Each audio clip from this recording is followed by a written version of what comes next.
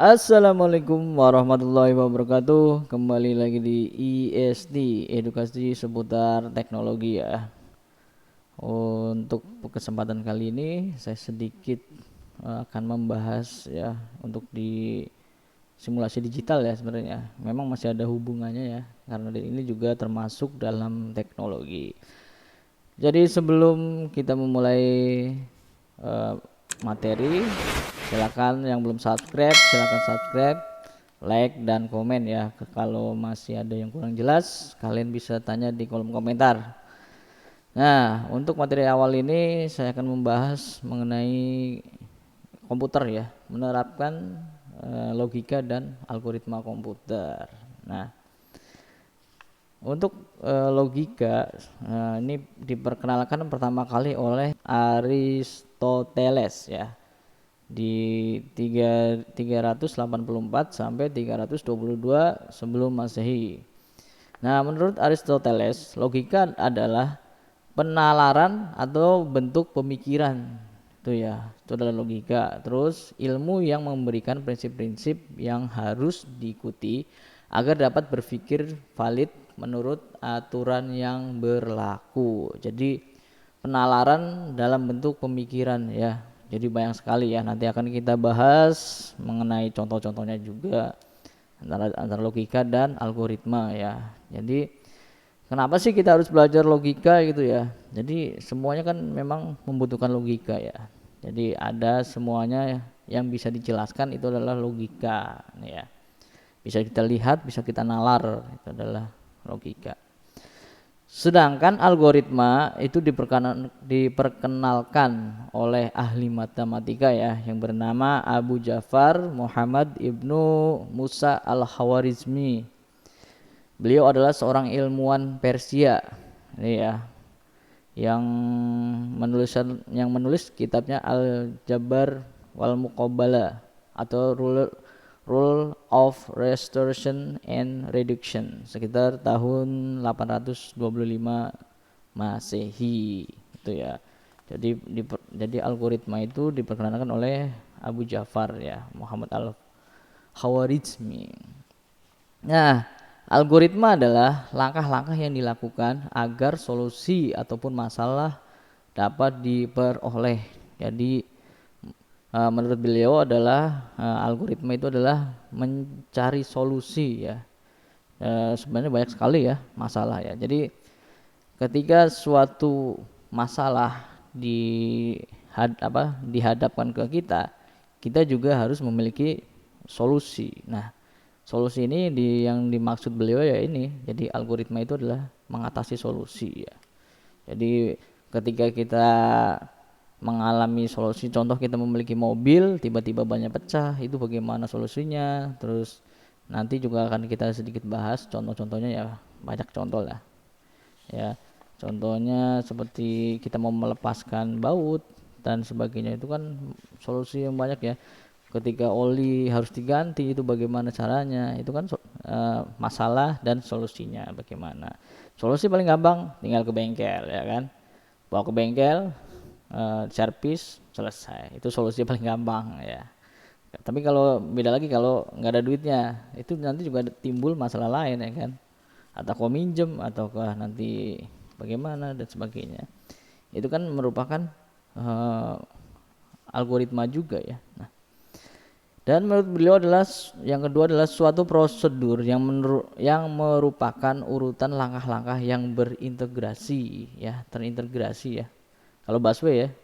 Jadi kayak di Jakarta itu kan, kalian pernah dengar nggak yang eh, kendaraan terintegrasi ya? Contoh kita dari Malaysia ya, dari Malaysia datang ke Indonesia. Nah, kita ingin ke Cikarang ya, Jawa Barat di sana ataupun Bandung yang jauh lah. Nah, itu berarti kan dari Malaysia transit di Soekarno Hatta. Setelah transit, dia lalu mencari moda transportasi pasti kan. Nah, adalah kereta di situ ya, kereta bandara. Nah, itu bisa naik dari kereta bandara, nanti dia bisa turun langsung di Cikarang ataupun kalau enggak bisa naik Grab ataupun naik apa, itu kan sebagai solusi ya, ya. Jadi langkah-langkah yang terintegrasi ya. Nah, kalau sekarang banyak sekali ya. Nah, menurut beliau juga suatu metode khusus yang digunakan untuk menyelesaikan suatu masalah yang nyata. Sama ya. Jadi kehidupan kita sehari-hari pun semuanya bisa dikatakan sebagai algoritma ya.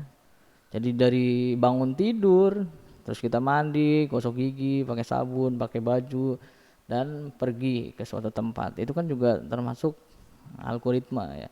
Itu apa yang paling simpel ya, kegiatan yang dinamakan algoritma itu yang paling simpel seperti itu. Nah, nanti kita akan membahas kriterianya ya. Tahapan untuk tahapan dulu ya. Tahapan penyelesaian masalah. Nah, di sini ada diagram ya. Kalau nanti saya tampilkan di samping. Di situ ada masalah ya, terus ada metode, ada algoritmanya, ada programnya, eksekusi dan hasil. Nah, contoh ketika kita nanti memiliki masalah, ban kita pecah lah gitu kan. Metodenya nanti banyak metodenya ya. Ketika kita bisa memperbaiki sendiri berarti kita perbaiki sendiri. Kalau kita tidak bisa memperbaiki berarti lari ke bengkel dan sebagainya gitu kan. Nah, algoritmanya berarti nanti step by stepnya ya kan. Berarti kalau ke bengkel berarti kan otomatis orang tersebut harus membawa mobil itu ke bengkel ya kan. Dari rumah perjalanan dari Bandung ataupun dari mana tiba-tiba ke Jakarta, itu kan perjalanan ya. Itu algoritmanya step by stepnya. Dia ketemu nanti di bengkel perbaikan. Itulah. Tapi kalau beda lagi kalau dia bisa memperbaiki sendiri gitu kan. Contoh mobilnya itu rusak, terus itu diperbaikin sendiri. Berarti kan ada stepnya kan. Stepnya mobil disiapkan, terus biaya juga disiapkan kan. Contoh ada komponen yang harus kita ganti ataupun tidak, ataupun hanya bisa diservis ringan. Itu step-stepnya itu yang dinamakan algoritma. Nah, terus program ya. Nanti kalau program ini berarti kan langsung di sistem ya. Nanti kita bahas lebih lanjut lah.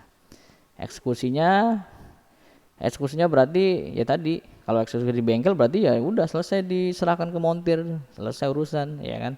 Tinggal kita bayar selesai.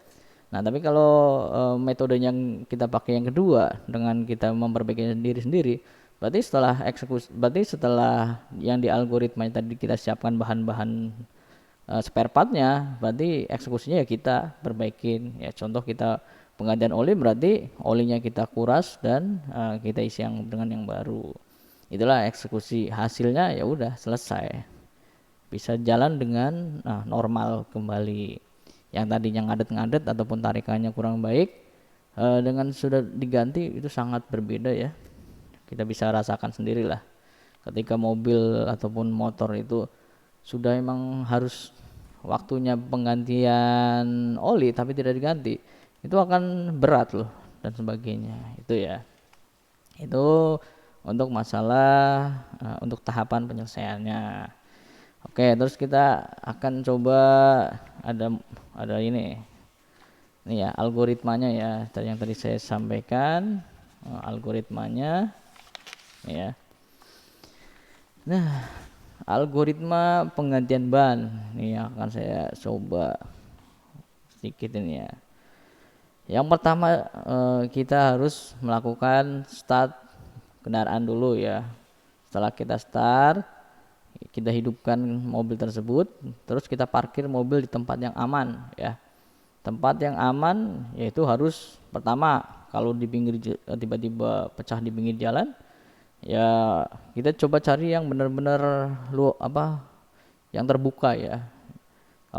Kalau di jalan raya ya kita dorong, kalau memang masih memungkinkan kita dorong, ataupun kalau masih memungkinkan kita start, kita jalankan sedikit, kita jalankan ke tempat yang lebih aman ya. Jangan sampai kita memasang ataupun mengganti ban di kondisi ataupun di tempat-tempat yang kurang baik ataupun rawan ya. Baik rawan kejahatan, rawan longsor dan sebagainya kan banyak sekali ya. Nah, itu. Setelah diparkir mobil ke tempat yang aman, kita pasang segitiga pengaman pada sisi mobil ya, yang biasa di belakang itu. Kalau malam hari kan ya itu berfungsi ketika malam hari ya, ketika dikhawatirkan, ketika kita menepihkan kendaraan di pinggir jalan, kita tidak memasang seperti itu kan, ketika orang jalan ya takut ketabrak dan sebagainya. Tapi kan ketika kita pasang segitiga seperti itu, kendaraan lain di belakang mereka sudah mengetahui, oh berarti ini sedang ada keadaan emergency seperti itu ya. Ini salah satu trik yang harus digunakan. Terus kita mengambil dongkrak beserta kunci ya. Biasanya kan di bagasi ada tuh, ada kunci T, ada kunci ban dan sebagainya. Kalau yang mobil baru biasanya sudah disiapkan ya. Tapi kalau lama kadang ketinggalan dan sebagainya. Gitu. Terus selanjutnya adalah kita mengambil ban serep ya, biasanya di belakang ataupun di bagasi ataupun di mana, ya tergantung kendaraan kalian masing-masing. Nah, selain mengambil ban, kita juga mengambil dongkrak ya. Kita dongkrak siapkan. Pokoknya siapin semua ya, dari ban, dari dongkrak, buka baut dulu, terus lepas ban mobil yang pecah tadi ya. Nah, terus pasang ban serep, pasang kembali baut, lepas dongkrak, simpan yang pecah tadi untuk nanti diperbaiki, kencangkan dengan kunci ban, terus tarik pengamannya ya. Jadi segitiga pengaman tadi kalau sudah selesai ya udah kita ambil, selesai. Itulah secara simple ya. Itu untuk prosedur ketika kita mengalami ban pecah. Itu juga termasuk algoritma ya. Jadi sebenarnya kejadian masalah-masalah yang ada di sekitar kita itu termasuk algoritma ya. Jadi itulah untuk pembahasan kali ini yang cukup singkat ya.